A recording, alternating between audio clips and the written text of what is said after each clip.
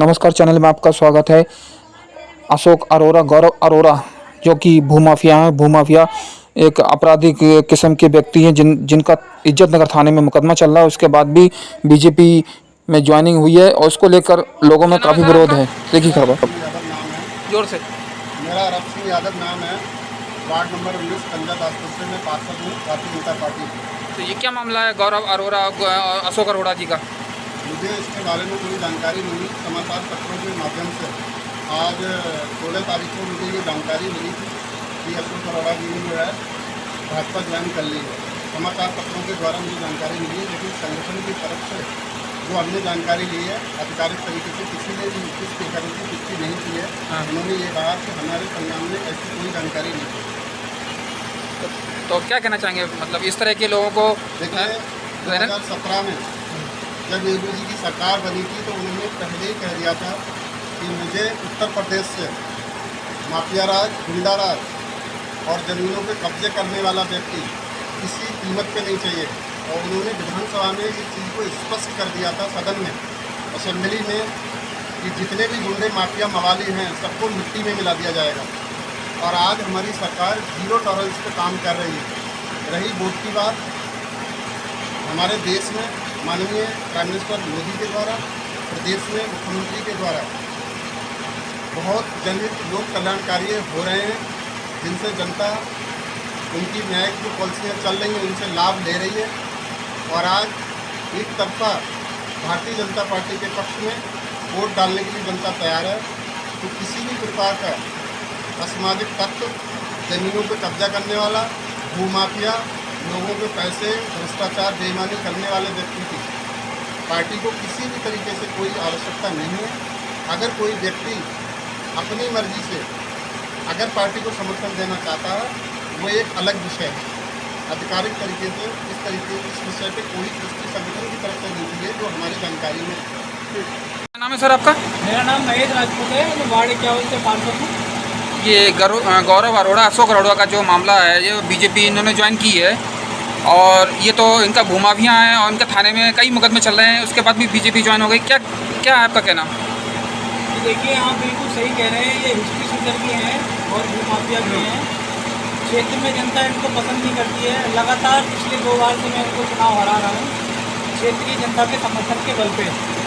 अभी आप कह रहे हैं कि पार्टी इनने ज्वाइन की है, हमें भी सोशल मीडिया के माध्यम से याद हुआ है, लेकिन अभी तक पार्टी से कोई भी ऐसी सूचना नहीं आई है कि इन लोगों को पार्टी ज्वाइन कराई गई है। हमारी पार्टी में वरिष्ठ पदाधिकारियों से भी बात हुई है, किसी व्यक्ति ने भी इन्हें पार्टी ज्वाइन कराने से मना किया है। केवल इन्होंने अपना समर्थन जो है पार्टी को देने के लिए कहा गया है। उसी के बेस पे ये क्षेत्र में रूमर्स फैला रहे हैं कि मैंने पार्टी ज्वाइन कर ली है, जबकि ऐसा कहीं से कहीं तक अभी तक हुआ नहीं है। कल अखबारों में प्रकाशित हुआ है इनका मामला। हाँ, उसी के माध्यम से हम लोगों को जानकारी प्राप्त हुई है, लेकिन अभी तक पार्टी इनको ज्वाइन मेरी जानकारी के अनुसार नहीं कराई गई है। तो क्या कहना है, पार्टी मतलब अगर इस तरह की छवि वालों को लेगी तो मैं पार्टी की छवि खराब होगी? देखिए, हमारी पार्टी का एक ही लक्ष्य है, साफ छवि वालों को पार्टी में कार्य करने का अवसर मिलता है।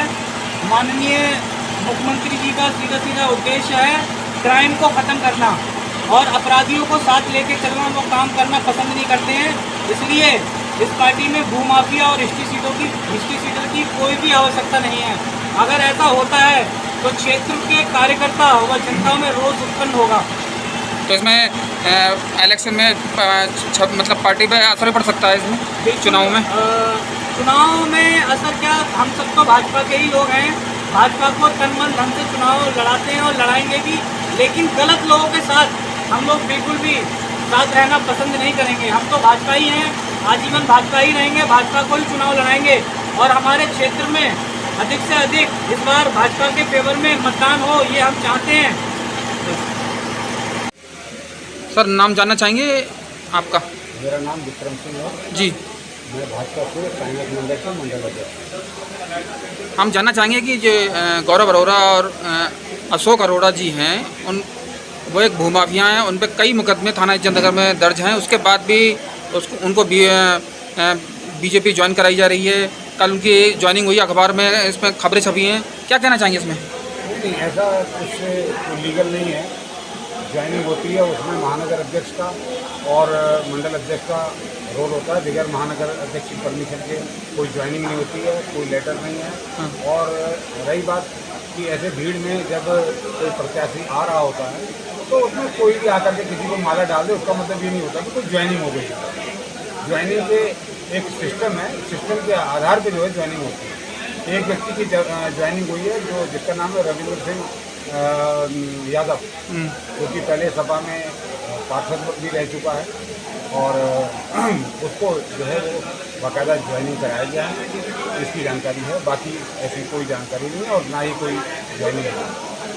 सरकार की अपने क्या बोलते हैं महानगर अध्यक्ष से भी बात किया और संगठन के और पदाधिकारियों से बात किया तो और कोई जानकारी हुई नहीं, मतलब कोई ऐसा भी मतलब ज्वाइनिंग नहीं हुआ है बात।